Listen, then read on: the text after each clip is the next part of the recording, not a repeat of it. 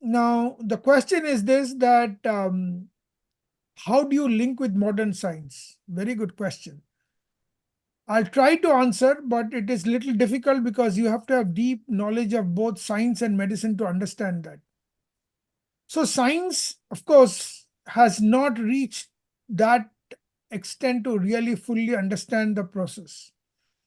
And that has happened in multiple things, So Jules Verne wrote the book 20,000 Leagues Under the Sea.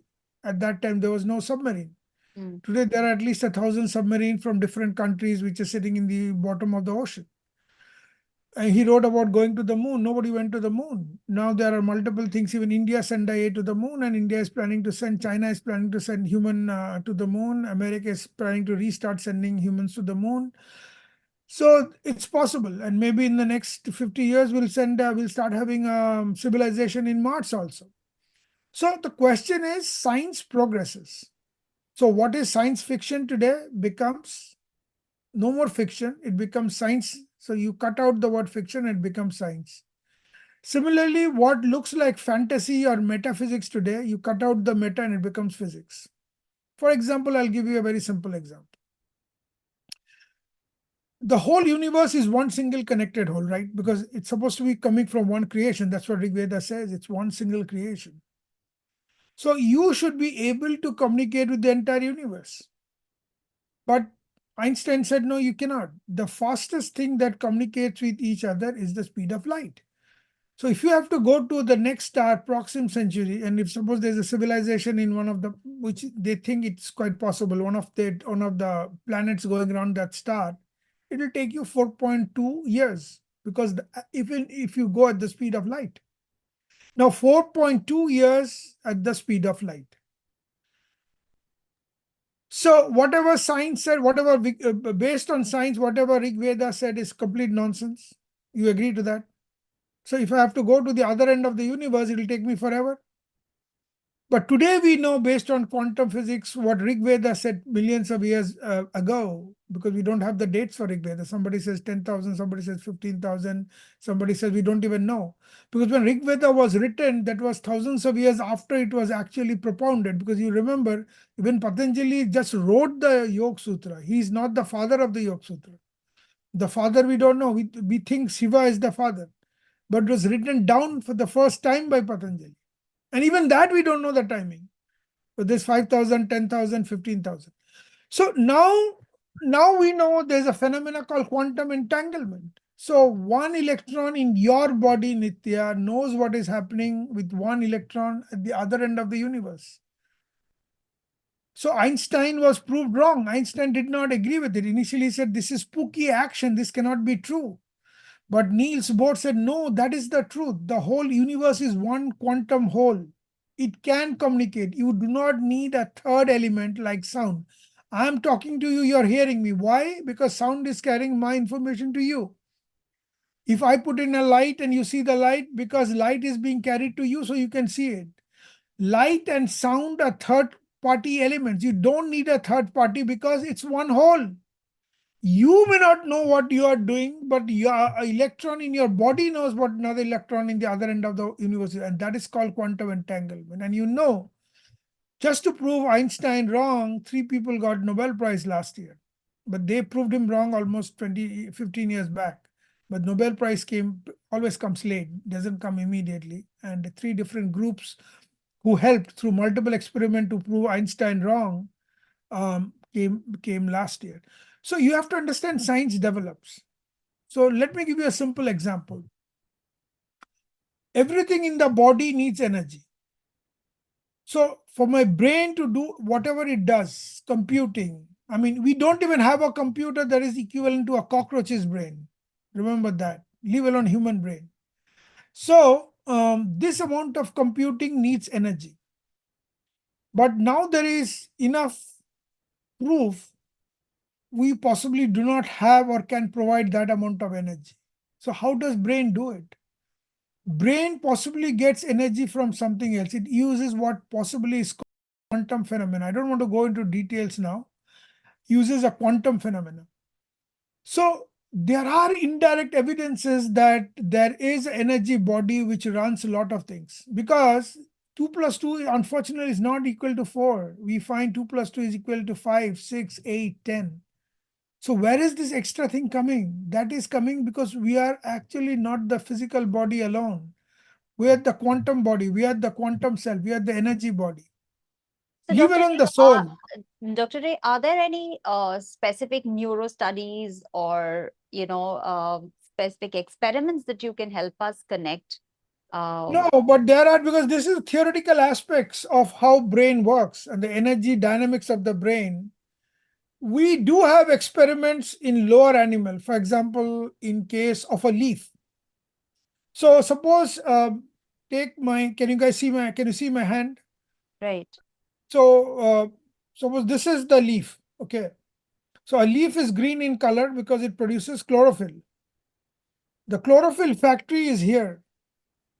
Okay. So light falls on the leaf, which is photon. So the light needs to be carried from here, from wherever, here, from here to this place, correct? Because the factory is here. Chlorophyll will be produced here. A leaf, including algae, which is the oldest living being on earth, maybe 10,000, 15,000, 20,000 years we are living, I don't know. But that is few million years old. It is the oldest living plant in the world. Even algae has to do the same. But none of them have a single leaf. You go outside, you see a blade of grass, lowest animal on earth, or the leaf next to you. You think you are much more intelligent than him, and we as a human being is much more intelligent. But the leaf next to you has got a technology which even today we cannot do it. mhm, Take all the intelligence, take United States of America, most brilliant scientists all over the world, nobody can do it. Why? So it uses something called quantum phenomena. So because it doesn't, so when light falls in all these places, it cannot go to the factory because the amount of energy that will require, leaf does not have that energy. So leaf uses a phenomena called superposition. What is superposition? Superposition means in quantum physics, you cannot say where an electron is. The electron may be here, here, here, here, anywhere. It's only a right, cloud. right. When you see it, you give it a position. So you're seeing, observer gives the electron a position. The When there observer is no detects. observer, there is no electron position. It is only a cloud. So you do not have to physically carry that photon here if the plant uses a quantum superposition. Just like it is here, it is here, it is here, it is here, it is also here. So that phenomena is used, and we have experiments to show that for a plant. If a plant, which is the oldest living being on earth, can do it, imagine what we can do. But science is still at its infancy. We do not know how brain does it. I mean, we don't even know the brain fully. I mean, we don't even know 10% of our brain, how it functions, what it does.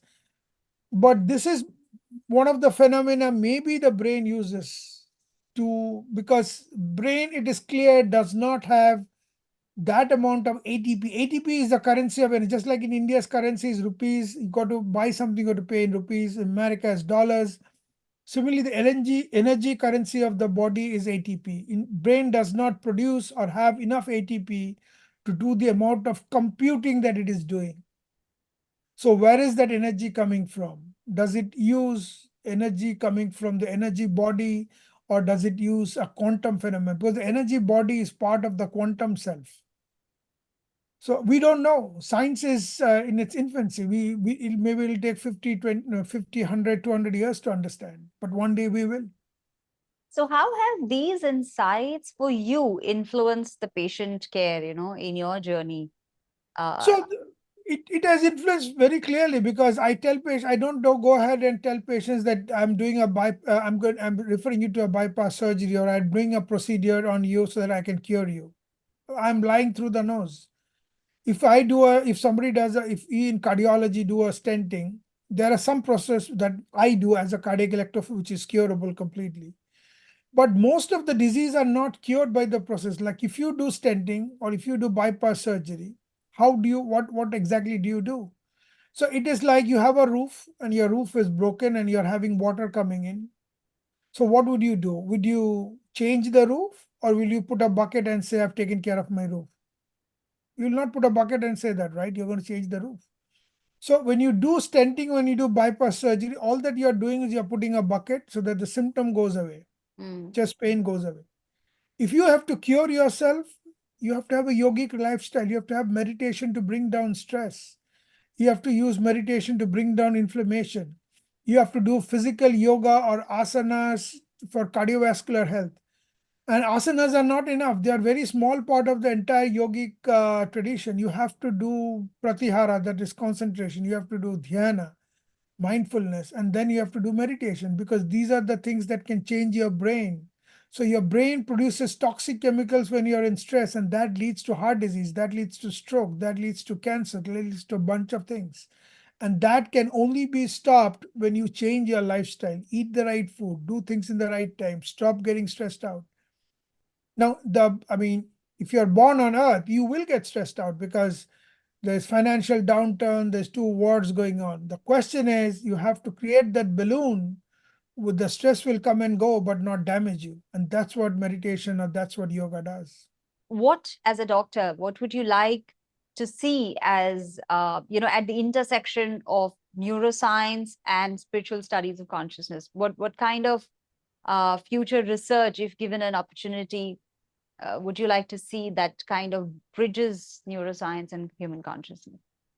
So there has to be particularly studies not only on human consciousness and studies, those are going to be more theoretical, but even practical studies are important. I'll tell you why. Today, the largest killer of the world is cardiovascular disease, and it kills twice the number of people than the second largest killer, which is cancer. If you look at a country like the US, out of four people, two or three people have high blood, two people have hypertension, two people have, one out of four people have diabetes. Same with the story in India. So these are epidemics, heart disease. We have people 25, 30 years of age dying by what is called sudden cardiac. They just die suddenly. So is there Lot is there a way we can actually connect? Yeah, absolutely. So that's what I'm coming to. So what we can do if these guys, if you, so there has to be more research, clinical research on how yoga brings down stress. Now we have already have a lot of research, but we need more research. So what we understand now is that modern medicine has got its restriction. Modern medicine is very good, but it can treat acute disease. But if you need chronic treatment, if you have to stop this epidemic, this tsunami of diabetes, of heart disease, you have to go to what we call integrative medicine. You have to integrate lifestyle, diet, appropriate meditation to bring down stress, because we don't have a single medicine known to mankind that can actually bring down stress. So if you are anxious, we can give you some sleeping pill, but they'll make you sleep. They'll not bring down your stress. The moment you get up, you'll again be stressed out equally, or maybe you'll be more stressed out. So the way to get rid of stress is by meditation. And that's why more research needs to come out for even physical disease.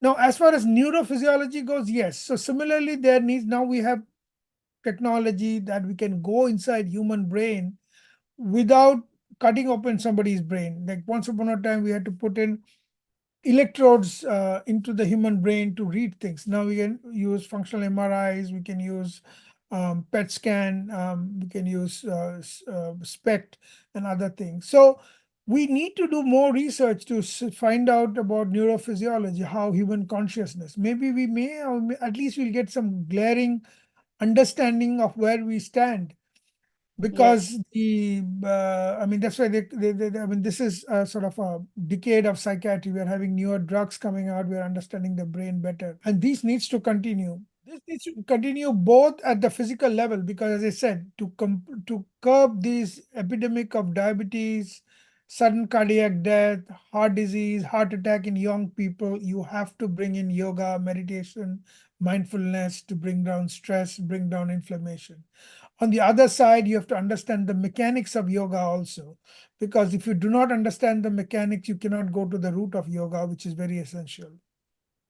I'm also tempted to ask you at this point that, the manifestation of the disease, which happens in the physical body, it is said that it first happens in the energy body and then percolates down to the physical body much later. And a lot of research today is also showing that the heart is the first organ that perhaps even senses this, before any calamity actually hits the person. So, uh, do you have anything to throw light on this aspect of the sensing of the Not really, heart? because even for the it's true, but you have to also remember that heart is also part of the physical body. Right. So they are all second-hand messengers. The core messenger is the soul. The secondary actually I take that back. It's not secondary, they're tertiary messengers. The first messenger is the soul. The second messenger is the energy body. And then comes the tertiary body. So how is your soul affected? Your soul is affected because through this multiple birth you get samskaras. And those samskaras are stored in your body, and your birth that you take is based on the samskara. So the core of the soul itself is part of the infinite, but your energy body and your physical body is born out of the samskaras that gives you that birth. And so you are born with some of the samskaras, and then you have a physical body. What I was trying to understand is, if there is a part which senses, any Oh kind yeah. of physical ailment which is going to happen much before, and is there a way a patient or a person can actually get that sense much before something hits him hard, like maybe a heart attack comes, but before that he already senses it in some way? Because then that can be a great way to bridge medical science with deeper understanding of the energy bodies for something more concrete. So the answer is both yes and no. It's yes because for that you need a complete calm brain. If your brain is busy with other things, even though signal comes, you'll miss those signals. Do the signals come? Absolutely. And that's what AI is trying to do. How we can predict signals through these signals and make sure that we are predicting somebody who has a heart attack even before they actually have it or they're in the process, so that they can be taken to a hospital, treated before they died out of it or the damage is done. So it is true that there are physical signals that come that tells us of impending damages, but 99% of us cannot predict that. The reason is we are busy doing something else. Your brain is doing something else, your heart is busy doing something else. But once you are in that mode where your brain and heart and is synchronous and you're in meditation, then what happens is your likability of understanding this and predicting will go much higher than it is for a normal person. So answering your question, does the body comes to know? Possibly it does. We still don't have the full science, so I cannot tell you based on science.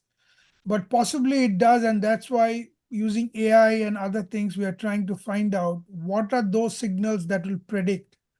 We still don't understand the science fully, but we do understand that body does give signals, which if we can pick up using artificial intelligence or whatever, machine learning or whatever, because after all, body is just a machine. So I think it is true that body does get some of those signals, but to interpret those signals, you need that amount of brain, heart, synchronicity as well. The brain should have that amount of calmness. But we know it is, and that's what AI is trying to do, to interpret the signals. And if we can, then maybe we can prevent less people from having a heart attack or dying from heart attack, Yeah, or and treating. meditation can go a long way in bringing that awareness in the individual. Meditation will go a couple of steps even further than that. Meditation will completely prevent you from getting it in the first place. If you are not stressed out, if your brain, you can bring in neuroplasticity, completely change your brain.